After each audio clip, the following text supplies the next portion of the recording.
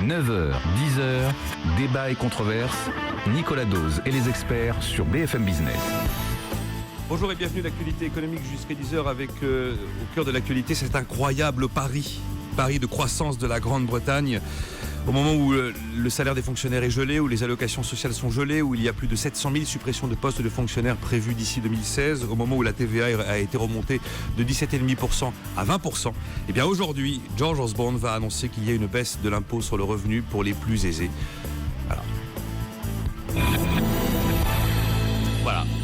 Voilà. Olivier Berruyer, bonjour. Bonjour. Olivier Berruyer est actuaire, il est l'auteur de Stop, tirons les leçons de la crise, publié aux éditions Yves Michel et animateur du blog www.les-crise.fr. Guillaume Dard, bonjour Guillaume. Bonjour. Président de Montpensier Finance, société de gestion et conseil en investissement, et Christian Poyot, bonjour. Bonjour Nicolas Dose. Il est PDG de Micropole et président de la fondation Croissance Responsable. Une Angleterre qui baisse les impôts, une Angleterre qui baisse les dépenses, une Angleterre qui externalise les missions de l'État. Oui. Qu'est-ce que ça vous inspire ? Bien, au fond, on est dans un monde beaucoup plus économique global, beaucoup plus fluctuant qu'autrefois, et ça ne ressemble pas à des batailles terrestres, ça ressemble à des batailles navales. Et dans les batailles navales, généralement, quand il y a une bataille entre la France et la Grande-Bretagne, ça se finit assez rarement bien pour la France, et on n'a même pas besoin d'avoir un Trafalgar, mais enfin c'est dans le sens. Je trouve très intéressant qu'on ait vu M. Hollande aller voir sa contrepartie britannique, M. Miliband, qui, quand il a entendu que M. Hollande voulait monter les impôts à 75%, M. Miliband lui a dit « Ah ben non, chacun fait ce qu'il veut, en tout cas pas nous ». Et il faut bien voir que, bien sûr qu'il y aura un peu de débat politique sur cette mesure en Grande-Bretagne, mais qu'au fond il y a un certain consensus, parce que dans l'idée générale, il faut que la Grande-Bretagne reste une terre d'accueil économique dans ce monde extrêmement rapide. Et donc, cette mesure, il faut la donner en entier. C'est baisse des impôts sur les sociétés, baisse des impôts sur la tranche marginale, mais qui est déjà une tranche marginale qui est beaucoup plus, à un niveau plus élevé qu'en France. 50% et en aujourd'hui. Contrepartie, non, enfin, ça, je veux dire plus élevé, qui atteint des revenus plus élevés qu'en France. En France, la tranche marginale commence très tôt. Donc, elle commence déjà à un niveau plus élevé en Grande-Bretagne. Et en contrepartie, il va y avoir un certain nombre d'impôts sur les riches, sur l'immobilier, c'est-à-dire sur le capital qui dort. Donc avec une taxe sur les transactions immobilières sur les maisons très élevées à prix supérieur à plusieurs millions de livres, qui va compenser cet effet-là. Et donc la Grande-Bretagne veut à tout prix rester dans l'attractivité. C'est-à-dire qu'au fond, dans une bataille, dans une guerre économique mondiale, est-ce qu'il faut être attractif ou est-ce qu'il faut être un repoussoir ? Et s'il se rend compte que si jamais la France fait l'erreur qui a été annoncée par un certain nombre de candidats, eh bien il va y avoir des déplacements de sièges sociaux de très grandes entreprises. Parce que quand on dit les riches, on parle là de salaires de cadres supérieurs de multinationales. Et donc vous imaginez bien qu'on va avoir un petit problème d'attractivité en France si on met en place ce qu'on souhaite, ce qu'on annonce actuellement dans la campagne électorale. Le message, c'est investisseurs, venez, ne investisseurs, cadres, entrepreneurs, l'économie marche et tourne en Grande-Bretagne et pendant ce temps-là, peut-être que dans le continent, ça va être moins bien. Bon, pour l'instant, on est d'accord pour dire que les chiffres macroéconomiques de la Grande-Bretagne sont moins bons que les chiffres de la France en termes de déficit, en termes de dette, en termes d'inflation. C'est quand même un pays qui souffre. Oui, moi, ce que je dirais, j'ai regardé, alors peut-être moins en détail que Guillaume Dard, mais enfin un petit peu la mesure. Alors bien sûr, il y a le côté emblématique qu'on met en avant de la diminution de revenus, de l'imposition sur un certain niveau de revenus. Mais ce que j'ai compris, c'est aussi que globalement, ils essaient de bien différencier entre, on va dire, épargne stérile, épargne fertile, c'est-à-dire de rediriger au maximum les choses et entre guillemets d'augmenter la fiscalité sur ce qui est plutôt sûr et en tout cas ne crée pas tellement de dynamique et d'orienter l'épargne plutôt vers ce qui va créer de l'emploi, etc., y compris les gens qui ont envie de réussir. Il faut le prendre plutôt dans ce sens-là que dans le sens uniquement, si je veux dire, l'augmentation du revenu sur des impôts sur les hauts salaires. Est-ce que je veux dire ? Et ça, c'est quelque chose qu'on n'a jamais su faire en France.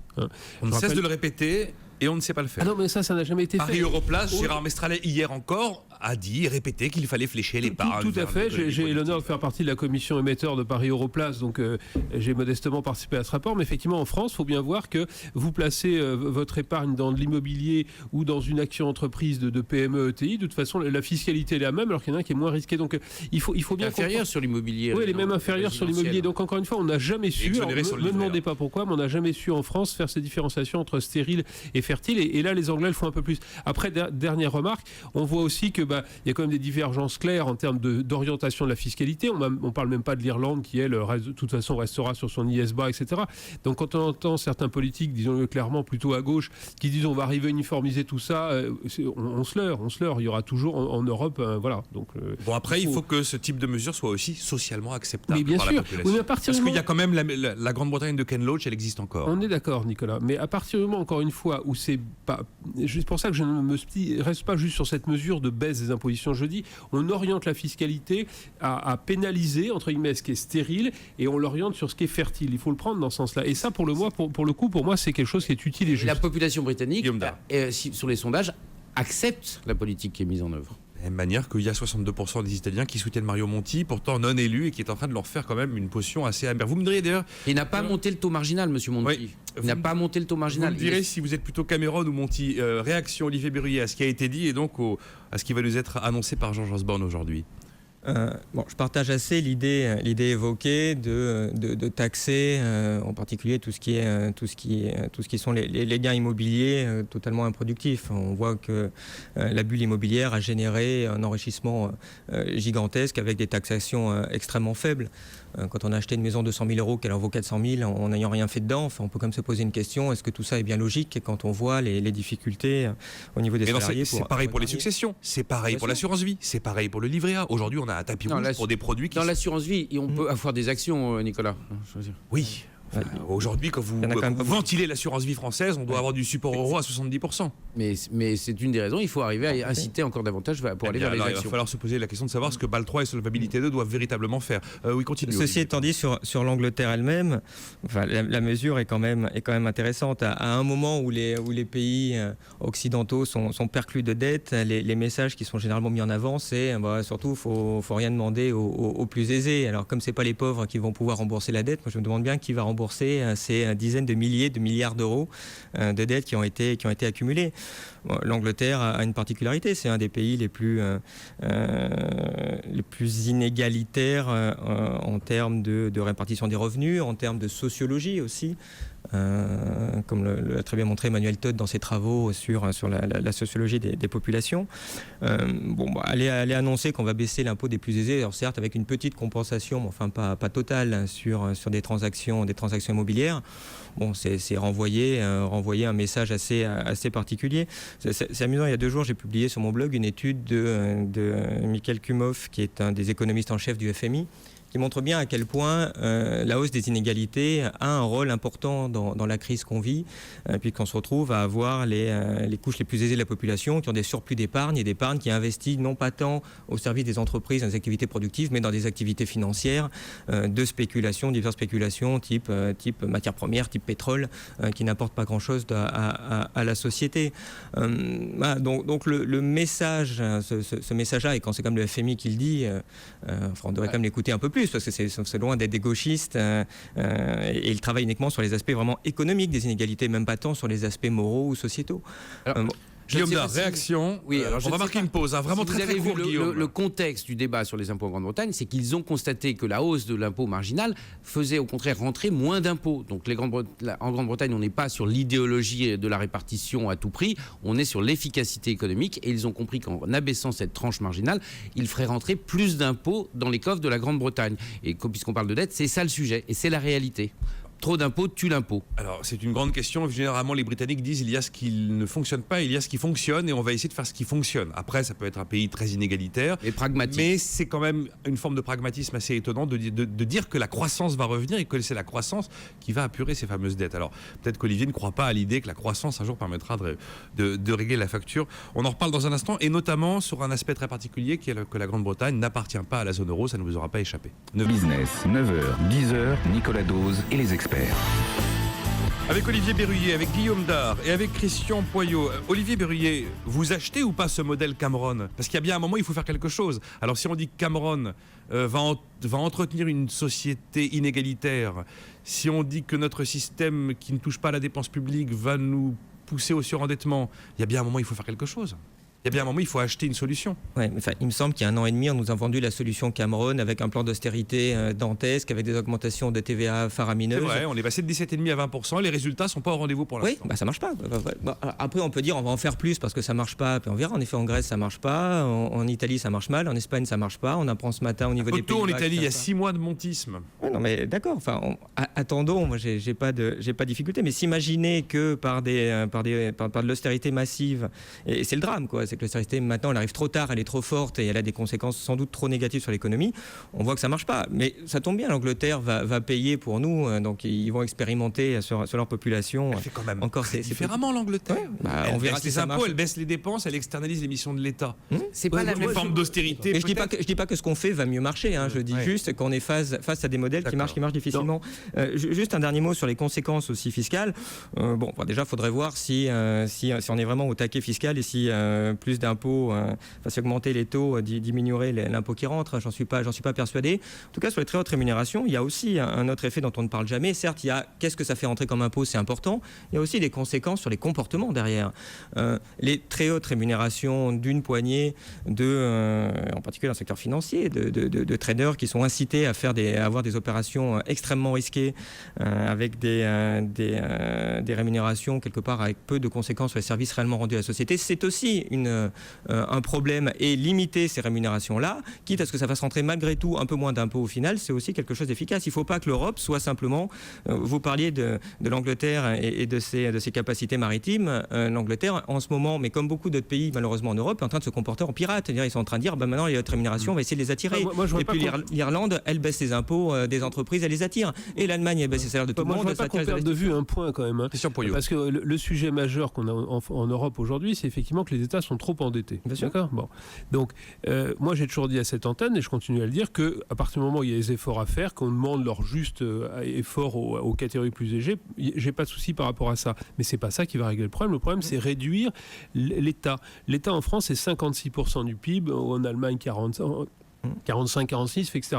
Or, le vrai problème, il est là. Et pour l'instant, je n'ai rien entendu, et là, à droite et à gauche, sur la réduction du train de vie de l'État. Et c'est ça le vrai problème. Donc, à côté, on parle de choses, certes importantes, mais minimes, et on ne parle pas du problème central. Donc, le problème central, c'est réduire le coût de fonctionnement. Moi, je vais aller dans ce sens-là. C'est-à-dire que vraiment, et ce qui est intéressant dans le problème Cameron, c'est la baisse de dépenses. Deuxièmement, si on revient sur la situation de la Grande-Bretagne versus la France, la différence entre la France et la Grande-Bretagne, c'est que la Grande-Bretagne, et particulièrement Londres, se place dans une perspective mondiale. C'est-à-dire que Londres, c'est une place qui attire à la fois les Chinois, les gens de Hong Kong, les Indiens, le Golfe.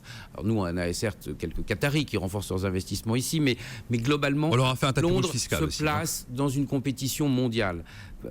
Paris a tendance à regarder son positionnement européen et donc n'est pas dans la même perspective. Quant à la finance, bien entendu, on est tous d'accord qu'il y a eu un certain nombre d'excès. C'est pour ça d'ailleurs que vous avez vu que sur les banques britanniques, le gouvernement britannique a fait limiter un certain nombre de rémunérations. Mais le point, c'est-à-dire qu'on ne fera pas, nous, les Français ne feront pas le bonheur des Anglais en leur appliquant les recettes françaises. D'ailleurs, ça fait assez longtemps qu'ils ne sont pas d'accord avec nous sur un certain nombre de thèmes. Et en général, c'est quand même plutôt eux qui ont développé globalement leur économie. Nous, on a eu une reprise post-Seconde Guerre mondiale dans la reconstruction pendant 30 ans. Mais globalement, notre modèle à 57% de dépenses est en fin de course, on le sait. Donc, on va essayer de le compenser par une hausse massive des impôts. Je suis prêt à parier que notre situation, dans un an, elle sera moins bonne que celle de la Grande-Bretagne si on met en place ce qu'on annonce. Il faut laisser encore un an et demi à Cameron ou Monti pour avoir un premier bilan fiable des mesures qu'ils ont engagées, vous croyez ?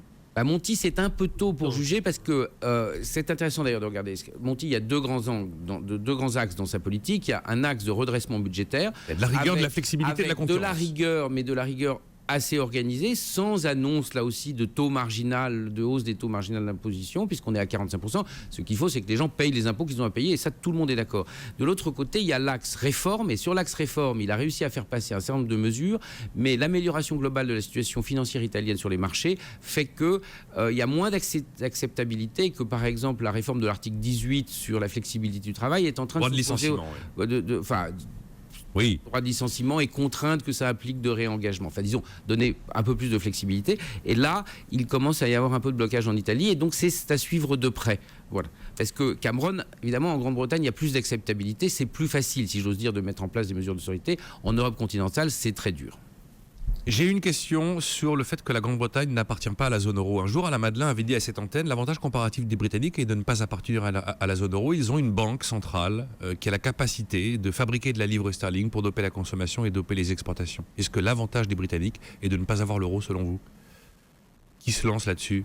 Oui, moi je pense que ça leur a servi, en tout cas dans un premier temps, c'est-à-dire qu'ils ont pu faire ce qu'ils font de façon... Dans les années 30, quel est le pays qui s'est mieux tiré des années 30? La Grande-Bretagne. Pourquoi? Ils ont été les premiers à dévaluer vers 32. Et à ce moment-là, alors que la France s'est accrochée, la France avait dévalué dans les années 20, mais du coup était dans une meilleure position au début des années 30, s'est accrochée à sa parité or, et on a eu une récession beaucoup plus forte. La Grande-Bretagne, qui sont comme des très bons économistes, ils ont compris, dès qu'il y a eu la crise, ils ont laissé filer la livre sterling, assez significativement par rapport à l'euro, et donc, de ce point de vue-là, c'est un avantage. Deuxièmement, le fait d'avoir une banque centrale, ça vous permet de résoudre, en tout cas dans un temps, pour un temps assez long, votre problème de déficit budgétaire, puisque la banque centrale peut vous racheter propres obligations et vous n'avez pas demandé au collectif européen. Oui, ouais. Enfin, Olivier Berruyer. C'est juste un point anecdotique, mais enfin, surtout la Grande-Bretagne en 1926 a surtout essayé de rétablir sa parité or. Dans les années 20. Dans les années 20. Ah bah oui, non, mais c'est sûr qu'après avoir fait par idéologie une des pires mesures qu'il y a eu en Europe, c'est sûr que 5 ans après, ils ont compris qu'il fallait peut-être arrêter les idéologies. Et nous, on n'avait pas compris. Pourquoi une des pires mesures? Non, dans les années 20, la Grande-Bretagne a voulu reprendre sa parité de convertibilité par rapport à l'or pré-Première Guerre mondiale. Alors que pendant ce temps-là, comme il y a eu une hyperinflation en France aussi, comme en Allemagne ça a dérapé complètement. En France, ça a été un peu contrôlé, mais pour donner une image, le dollar valait 5 francs avant Première Guerre mondiale, il valait 50 francs après la Première Guerre mondiale. Et donc, on a dévalué, je le répète, dans les années 20, les Anglais ont réévalué, dans les années 30, ça a été le contraire, et du coup, c'est resté dans la pensée des Anglais qui refont la même chose en étant en position compétitive par rapport à l'euro. Est-ce que vous diriez, Olivier Berruyer, que l'avantage comparatif des Britanniques est de ne pas être dans la zone euro? Je n'aurais pas aussi tranché. Il y a un problème évident avec l'euro, qui est que dans sa conception actuelle, ça ne peut guère marcher, et que on va vraiment en avant, on fait vraiment un budget et des politiques de solidarité complètes en Europe. C'est possible en théorie, parce qu'en pratique et politiquement, les pays sont assez mûrs. On peut être un peu dubitatif quand il y a ce genre de mesures, une absence totale de coopération en Europe. Moi, ça me fait rire quand on me dit, bien sûr qu'on avance, bien sûr qu'on progresse, bien sûr qu'on va arriver en 5 ans à rétablir tout ce qui marche. Parce que la question est, pour rembourser sa dette, on a quoi? On a le défaut, on a l'inflation, on a la dévaluation. Et la taxation massive, et la saisie de l'épargne. Ouais, enfin, encore une fois, je pense qu'on va éviter la taxation massive et la saisie de l'épargne. Ah bah oui, mais il va falloir quelque chose. Non, mais on est d'accord. Mais ce que je veux dire, c'est que c'est jamais non plus que c'est jamais 0 ou 1. Ça va être un ensemble de choses globalement. Le fait de dire la vraie bonne sortie, c'est d'aller vers plus d'Europe. Enfin, moi personnellement, ça me semble évident et c'est ce vers quoi faut tendre. Par contre, pour aller vers plus d'Europe, c'est-à-dire qu'il faut qu'il y ait un consensus minimum sur un certain nombre de bases. Et si on prend encore une fois le débat politique actuel, et j'essaye d'y amener aucune idéologie, on ne voit que c'est que sur la fiscalité. On ne parle que de fiscalité. Je vous mets 75 là, je vous mets plus là, il n'y a que ça qui est débat. Je n'entends pas un débat sur la réduction des déficits, alors que tous les autres pays européens, mettons de côté l'Angleterre, mais l'Allemagne, l'Espagne, l'Italie le font. Donc comment voulez-vous qu'à partir du moment où la France, qui est quand même un des points moteurs de l'Europe, n'accepte pas, si j'ose dire, de se placer dans une logique globale politique à moyen terme identique aux autres pays, on puisse avancer. C'est là. Et d'ailleurs, les Allemands, c'est l'argent. Au fond, quand on dit on veut faire l'Europe fédérale, c'est-à-dire qu'on veut l'argent des Allemands, pour simplifier. Il y a un pays riche et tous les autres. Donc si on... c'est le nôtre à la base aussi d'argent, qu'on leur a donné par le commerce. Faut le voir aussi. Ouais, en tout cas, c'est eux qui l'ont. Bon, donc si maintenant on veut entre guillemets le prendre, l'or du Rhin, les Allemands n'accepteront en aucun cas un rapprochement sans que, comme on le dit Christian, on soit davantage vertueux. Et vertueux, ça veut dire en termes d'efficacité. Pourquoi est-ce qu'ils vendent plus? Pourquoi est-ce qu'ils ont une balance commerciale excédentaire? Ils sont plus efficaces dans un certain nombre de productions parce qu'ils ont moins de coûts, moins de charges sociales, moins de dépenses d'État. Et on a vu ici, l'Institut Thomas More est venu à plusieurs reprises expliquer que tant que sur les hôpitaux que sur l'éducation, ils avaient à peu près 15 à 25% de productivité supplémentaire sans que la qualité de l'éducation allemande soit en cause. Et puis on voit bien le résultat puisque leur chômage est très inférieur au nôtre, notamment parce qu'ils ont une capacité à faire rentrer les jeunes sur le marché du travail par l'apprentissage dans un cycle industriel. Donc oui, il faut aller vers davantage d'Europe, mais avec une Europe bien gérée. On marque une pause 9h27. BFM Business, jusqu'à 10h, Nicolas Dose et les experts. 9h, 10h, débat et controverse. Nicolas Dose et les experts sur BFM Business. Retour avec Olivier Berruyer, il est l'auteur de Stop, tirons les leçons de la crise et animateur du blog www.les-crise.fr et Christian Poyot, le PDG de Micropole, président de la Fondation Croissance Responsable. Un mot sur l'histoire des CDS de la Grèce, Olivier Berruyer. Pendant des semaines, on nous a dit il ne faut surtout pas que la Grèce fasse défaut, ça va déclencher les CDS. Les CDS, c'est un marché opaque, c'est une bombe nucléaire qui nous attend. Donc surtout, la Grèce ne doit pas faire défaut et finalement, les CDS sont déclenchés, la Grèce a fait défaut. Et on arrive à une facture qui a été chiffrée par l'ISDA, l'organisme qui regroupe les principaux financiers, banquiers et assureurs installés à Londres, d'1,9 milliard d'euros. Donc peanuts par rapport aux craintes que l'on redoutait. Comment se fait-il que le truc soit un pétard mouillé finalement ? Surtout un pétard mouillé, parce que vous l'avez très bien dit, tout ça est complètement opaque, et donc on ne sait pas qui assure quoi, qui a provisionné quoi, qui couvre quoi. Et donc, effectivement... Il n'y a pas de chambre de compensation pour les CDS. Si je détiens un CDS et que quelqu'un doit me le payer, je vois ça directement avec lui. Ouais. Ça marche comme ça, c'est du over the counter. Non, mais ce qui est surtout scandaleux là-dedans, c'est que les CDS, qui sont simplement une forme d'assurance en cas de défaut, peuvent être détenus par des personnes qui n'ont pas l'obligation qui est soumise au défaut. Donc très concrètement, il y a des gens qui n'avaient pas d'obligation grecque, qui n'ont rien perdu pendant le défaut de la Grèce, mais qui ont acheté un CDS et ils ont une prime, en tout cas qui est... Ça, c'est un autre problème. Le fait qu'on puisse effectivement posséder des CDS à nu, c'est-à-dire sans avoir quelque chose à assurer derrière. Mais ça devrait être interdit. Mais ça devrait être interdit, comme le trading haute fréquence. Daniel Bouton, qui ne regrette rien, reconnaît que le trading haute fréquence devrait être interdit. Mais très bonne nouvelle. Ce qui est quand même fabuleux. Et il ne regrette rien. Il met tout sur le dos du régulateur, avant comme après. Oui, non, ça, il a bon dos le régulateur quand on l'empêche de réguler. Ça me fait toujours rigoler. Non, mais... Oui, c'est une mesure sur laquelle on est relativement d'accord et je pense que 90% des gens sont d'accord. Moi, ce que je trouve absolument incroyable, c'est qu'on a redouté le pire avec les CDS et il ne se passe rien finalement. Je dis pétard mouillé, ça fait pchit. C'est le grand flop des CDS. Alors oui, il y avait 8 milliards de CDS sur Lehman Brothers et là, il y avait une véritable inquiétude. Oui, il y avait 150 milliards. AIG avait 150 milliards de CDS à payer. Et bien finalement, la crise a en partie éteint ce marché.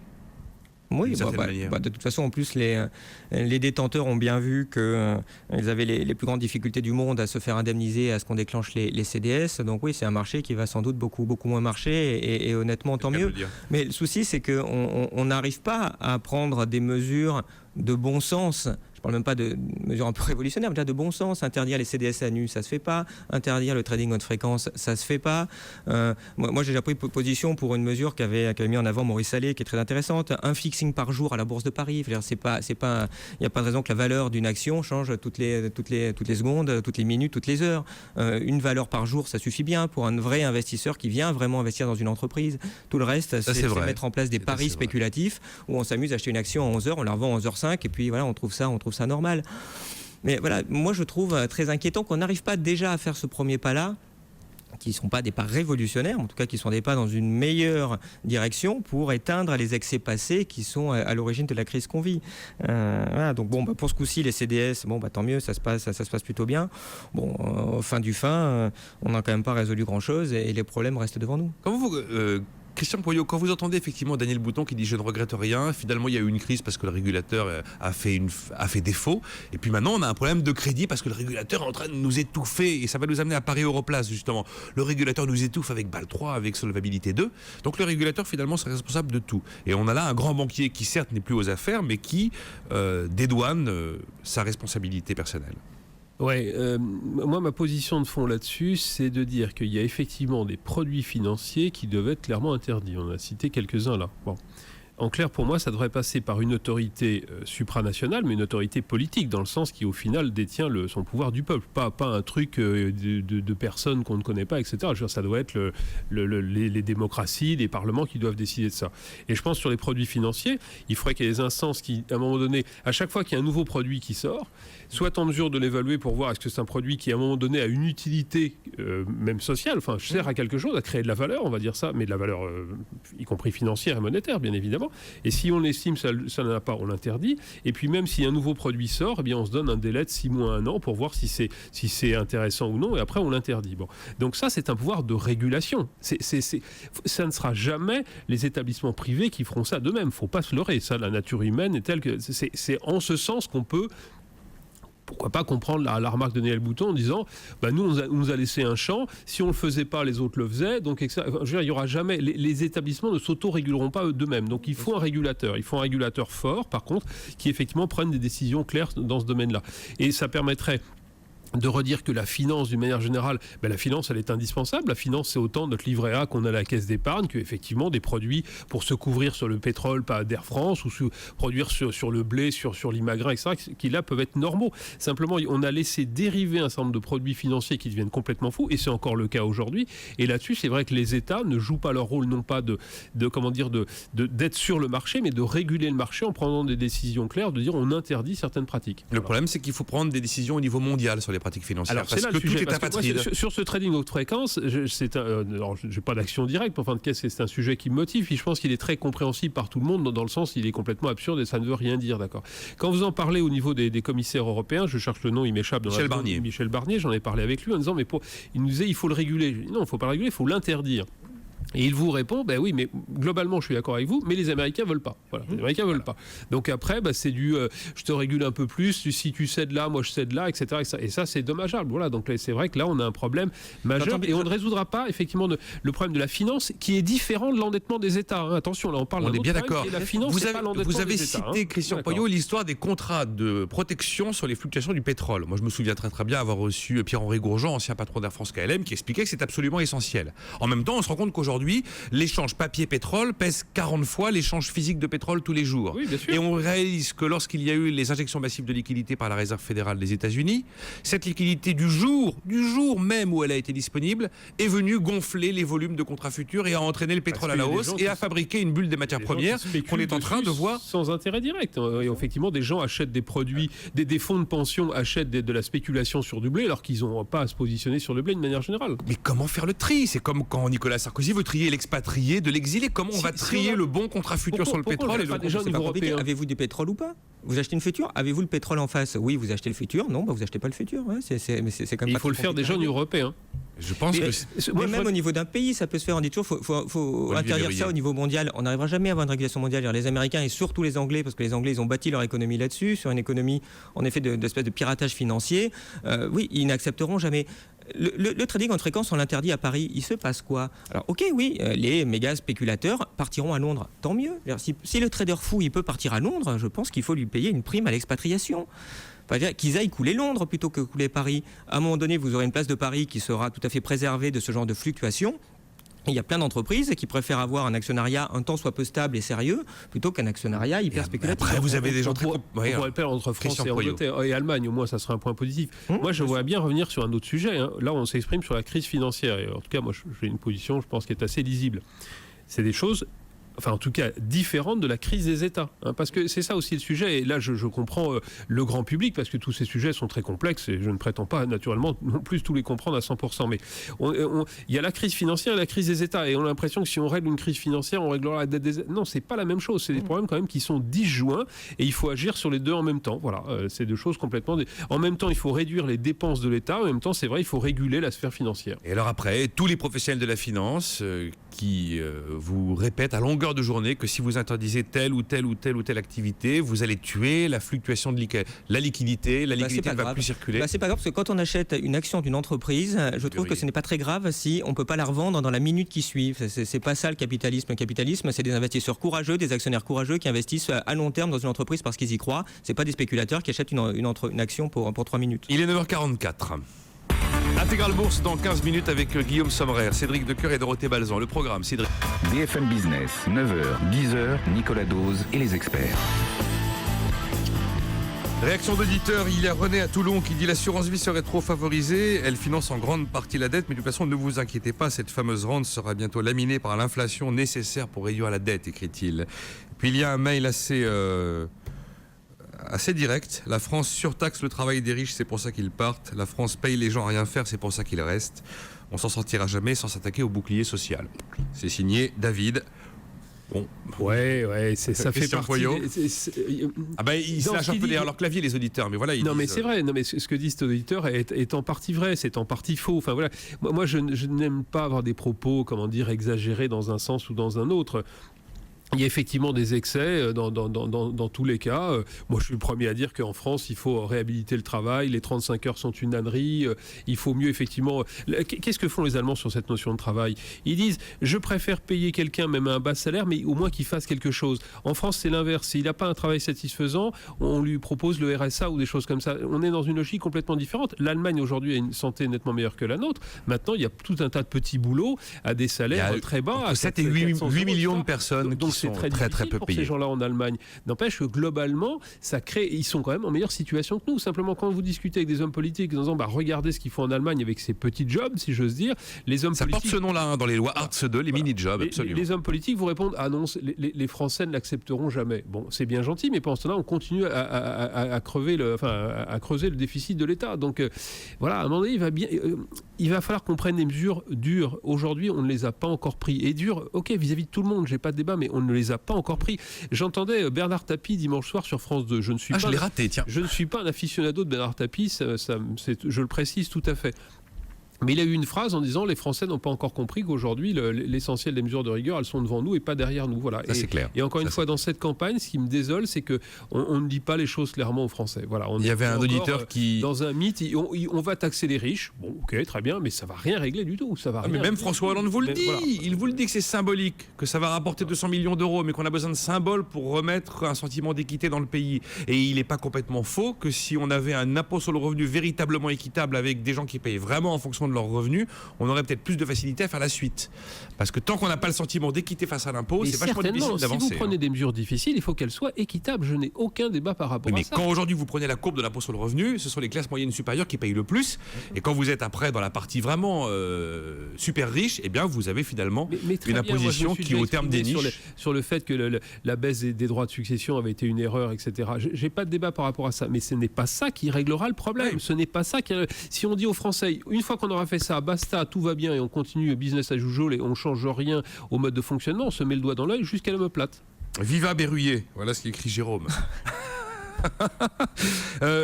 Paris Europlace, Gérard Mestralet, le président de Paris Europlace, a remis un livre vert, un livre blanc, avec 20 propositions.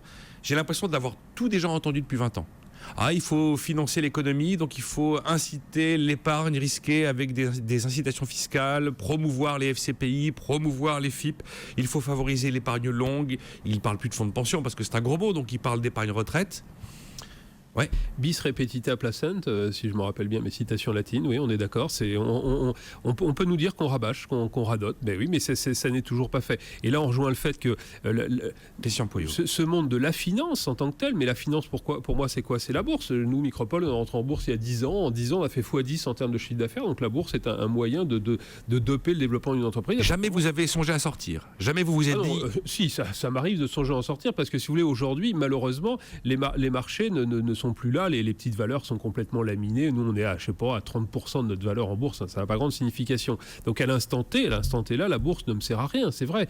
Maintenant, on va essayer de réfléchir un peu à moyen terme, quand même, pas juste au jour le jour. La bourse reste un excellent moyen, il faut absolument trouver la logique pour qu'elle redevienne dynamique sur les PME ETI, de favoriser une petite partie de l'épargne des Français pour aller dans cette direction-là. Voilà, visiblement, le Nice Euronext est prêt à embrayer un petit peu les conclusions du rapport Ramex avec l'idée de filialiser une activité d'Alternext pour avoir justement une structure boursière et un cadre boursier plus adapté à la PME ETI. Désolé, là, je monopolise un peu la parole. Juste un dernier mot, on a regardé un peu en détail ce qui se fait en Allemagne, encore une fois sans être omnubilé par le modèle allemand, mais en Allemagne, Deutsche Börse est finalement très présent sur les grandes valeurs, très bien, super. Par contre, dans les Landes, alors c'est lié bien sûr à l'histoire de l'Allemagne, notamment à Stuttgart, il y a une bourse qui est très dynamique et qui est détenue en très forte partie, voire majoritaire, j'ai plus le détail exact, par l'État. Celle de Stuttgart est un cas d'école effectivement de bourse pour les PME. Donc là, on a bien une bourse qui, pour le coup, échappe à la logique financière. Ce qui est un peu, moi, j'ai toujours été opposé au fait que les bourses finalement ne restent pas des logiques d'État, mais soient privatisées. Parce que là, on a fait rentrer la logique respectable de l'économie de marché sur des choses qui devaient être globalement d'intérêt un peu général. Voilà. Et ben, les Allemands ont toujours des bourses locales qui, elles, sont finalement pilotées par l'État, donc avec sans intérêt financier court terme, et qui servent à développer les PME. Olivier Berruyer, sur l'histoire du fléchage de l'épargne vers de l'économie productive, certes plus risquée, mais avec une incitation fiscale pour entre l'arbitrage entre un livret A, une assurance vie et effectivement un FCPI, eh bien, certains puissent, en connaissance de cause, arbitrer en faveur d'un investissement risqué, mais peut-être plus créateur de valeur. Je vais surtout rebondir sur l'Allemagne, puisqu'on en a parlé plusieurs fois ce matin. Moi, je suis assez fasciné de voir que les choses qui sont aussi intéressantes en Allemagne, on ne parle jamais de les remettre en France. Alors, bon, là, bravo pour l'exemple sur les bourses en Allemagne. Stuttgart, qui est un cas particulier, Stuttgart. Okay, en tout cas, c'est un cas qui mérite réflexion. En Allemagne, les prix du mètre carré est la moitié du prix du mètre carré en France. Ça change un peu la vie quand l'immobilier est 2 fois moins cher. Alors ça s'explique aussi parce qu'ils ont une population déclinante, certes, mais en tout cas, on pourrait s'interroger. C'est sûr que les gens peuvent gagner un petit peu moins en Allemagne si derrière, ils payent 2 fois moins cher l'immobilier. Qu'est-ce qu'on fait en France? J'entends jamais parler de ça. En Allemagne... le problème du logement a quand même été évoqué dans la campagne. Je ne vous dis pas forcément que les réponses apportées sont crédibles, mais il a été évoqué. J'ai jamais entendu parler de diviser par 2 le prix du mètre carré, par exemple. Et ça, on en parle assez peu, évidemment. Vous me direz, Olivier, comment on divise par 2 le prix du mètre carré? C'est comme quand on me dit qu'on va bloquer le prix de l'essence. Bloquer en France un prix... Je ne dis pas le faire arbitrairement. Je dis c'est la situation en Allemagne et ça aide aussi l'Allemagne. Bon, est-ce qu'il n'y a pas quelque chose à faire là-dessus en France? En Allemagne, pour toutes les boîtes l'équivalent du CAC 40, vous avez la moitié du conseil de surveillance qui est constitué de représentants des salariés. Ça s'appelle la cogestion en Allemagne. On en a énormément en France. C'est dommage, ça doit aussi avoir un minimum d'efficacité, j'imagine, dans le modèle allemand. Alors, évidemment, les Allemands, leur modèle... François Bayrou en a parlé de cette idée de cogestion. Ouais. Il a mis ça dans son programme, essayer d'avancer vers une cogestion à la française. Ça mérite débat. C'est-à-dire, si un jour il y a une campagne présidentielle... Il faut quand même pas dire qu'ils n'ont rien dit. Voilà. Ils n'ont pas forcément apporté des réponses très crédibles, très définitives, très abouties. Enfin, dire qu'ils n'ont rien dit... Aux auditeurs de voir si ça leur est parvenu fortement aux oreilles. Hier, Alain Madelin est parti dans un éclat de rire quand je lui parlais du livret d'épargne de François Hollande, du livret d'épargne industrielle. Oui, mais enfin, c'est aussi des questions qui sont importantes. Et maintenant, quant au modèle allemand, malheureusement aussi, le modèle allemand, c'était un modèle de diminution, en tout cas on a figé les salaires. Enfin, les salaires allemands ont été figés depuis... Il y a eu un gel et même une pression sur les salaires et une pression sur la consommation. C'est sûr qu'on peut regarder France-Allemagne, on va dire, il y a plus de compétitivité en Allemagne. Mais ce qui est intéressant, c'est qu'on va regarder l'Allemagne et les 16 autres pays. Et les 16 autres pays, eux, ils ont tous augmenté les rémunérations. Il n'y a que l'Allemagne qui est flat. Et le deuxième pays qui a le moins augmenté ses rémunérations, c'est la France quand même en termes de compétitivité. Non, mais les Allemands ont une qualité énorme, c'est qu'ils sont pragmatiques. Voilà. Vous parlez de cogestion. Alors moi, c'est un sujet qui effectivement me fait rêver encore une fois. Dieu sait si j'aime mon pays, j'aime la France, etc. Donc je ne suis pas un aficionado de l'Allemagne en tant que tel. Mais la cogestion en France, moi je ne demande, là je m'exprime en tant que chef d'entreprise, je ne demande que ça. Mais mon sentiment clair, c'est complètement impossible en France. Nous on est dans un secteur, le service informatique, dans lequel en 2008 ça a été quand même assez compliqué. Bon, je connais bien ces marchés, on est en Belgique, en Hollande, et on devrait être, j'espère, en Allemagne dans peu de temps. Ils ont eu le même problème que nous, bien évidemment. Eh bien, en 3 mois, il y a eu un accord entre le patronat et les syndicats pour mettre en place un système de chômage partiel dur. C'était des chômages partiels personne par personne, qui était finalement assez difficile pour les salariés. Alors l'État intervenait aussi, mais ça a été fait en 3 mois. En France, il y a eu une tentative de faire ça. Je vous dis la chose, la porte a été claquée par les syndicats immédiatement. C'est no way. Paf, on veut même pas en entendre parler parce que les patrons, blabla. Là, j'essaie d'être purement factuel, de ne pas amener de connotation en tant que tel. Donc, ce modèle de cogestion, mais qui est effectivement hier soir, je vais pas le citer, mais je parlais avec le patron de la filiale française d'un très grand groupe allemand qui m'expliquait comment ça marchait. J'aime bien toujours savoir comment ça fonctionne au concret.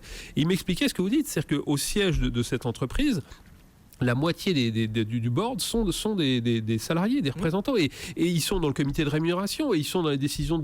C'est vraiment une cogestion très forte. Mais Christian, si on n'a pas cette mentalité en France, c'est aussi peut-être qu'il n'y a pas assez de confiance avec les employeurs. Et il n'y a pas cette confiance-là parce qu'il n'y a pas cette cogestion-là, et parce qu'il y a des taux de syndicalisation très faibles. Je crois que le mot confiance, effectivement, est un cercle vicieux aussi, quelque part. Parce que les syndicats, aujourd'hui, à 98%, ils représentent les fonctionnaires. Voilà, faut dire les choses telles qu'elles sont. Je veux dire, c'est franchement, c'est pas simple. Nous, dans notre entreprise, on a des IRP. Alors, il y aura 1 ou 2 syndicats. Enfin, peu importe, je m'en fiche, qu'ils soient syndicaux ou non. IRP, c'est représentant du personnel.